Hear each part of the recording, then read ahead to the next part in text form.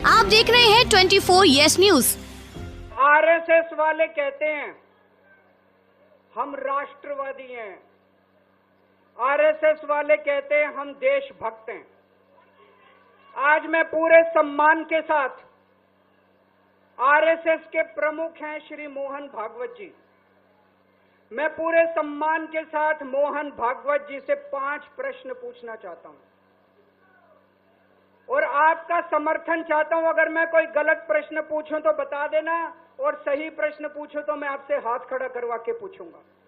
मेरा पहला प्रश्न है मोहन भागवत जी से, जिस तरह मोदी जी देश भर में लालच देके या ईडी और सीबीआई की धमकी देके डरा के दूसरी पार्टी के नेताओं को तोड़ रहे हैं, पार्टियां तोड़ रहे हैं, सरकारें गिरा रहे हैं, क्या ये देश के लिए सही है? मैं मोहन भागवत जी से पूछना चाहता हूं, क्या आप नहीं मानते कि ये भारतीय जनतंत्र के लिए हानिकारक है? पूछना चाहिए कि नहीं पूछना चाहिए मोहन भागवत जी? मेरा दूसरा प्रश्न है उनसे, देश भर में सबसे भ्रष्टाचारी नेताओं को मोदी जी ने अपनी पार्टी में शामिल करवा लिया। जिन नेताओं को कुछ दिन पहले मोदी जी ने खुद सबसे भ्रष्टाचारी बोला, जिन नेताओं को अमित शाह जी ने खुद भ्रष्टाचारी बोला, कुछ दिन के बाद उनको बीजेपी में शामिल करा लिया। मैं मोहन भागवत जी से पूछना चाहता हूं, क्या इस प्रकार की राजनीति से आप सहमत हो? क्या आपने कभी ऐसी बीजेपी की कल्पना की थी? पूछना चाहिए कि नहीं पूछना चाहिए मोहन भागवत जी से?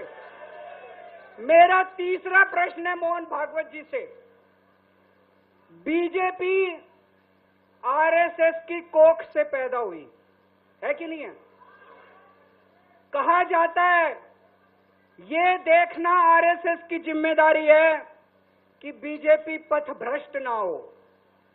मैं मोहन भागवत जी से पूछना चाहता हूं, क्या आप आज की बीजेपी के इन कदमों से सहमत हैं? क्या आपने कभी मोदी जी से ये सब ना करने के लिए बोला? मोहन भागवत जी बताएं कि क्या आपने मोदी जी को ये सब गलत हरकतें करने से रोका कभी? पूछना चाहिए नहीं पूछना चाहिए? मेरा चौथा प्रश्न है मोहन भागवत जी से, जेपी नड्डा जी ने लोकसभा चुनाव के दौरान उन्होंने कहा कि बीजेपी को अब आरएसएस की जरूरत नहीं है। आरएसएस बीजेपी की मां समान है कि नहीं है? क्या बेटा इतना बड़ा हो गया कि मां को आंखें दिखाने लग गया? क्या बेटा इतना बड़ा हो गया कि आज मां को आंखें दिखाने लग गया? जिस बेटे को पाल पोस के बड़ा किया, जिस बेटे को प्रधानमंत्री बनाया, आज वो बेटा पलट के मां को अपनी आंखें दिखा रहा है। मातृतुल्य संस्था आरएसएस, आज वो बेटा अपनी मातृतुल्य संस्था को आंखें दिखा रहा है। मैं मोहन भागवत जी से पूछना चाहता हूं, जब नड्डा जी ने ये कहा तो आपके दिल पे क्या गुजरी, आप जरा बताइए इस देश को। क्या आपको दुख नहीं हुआ? मैं आरएसएस के हर कार्यकर्ता से पूछना चाहता हूं, जब नड्डा जी ने कहा कि हमें आरएसएस की जरूरत नहीं है, क्या आरएसएस के हर कार्यकर्ता को दुख नहीं हुआ?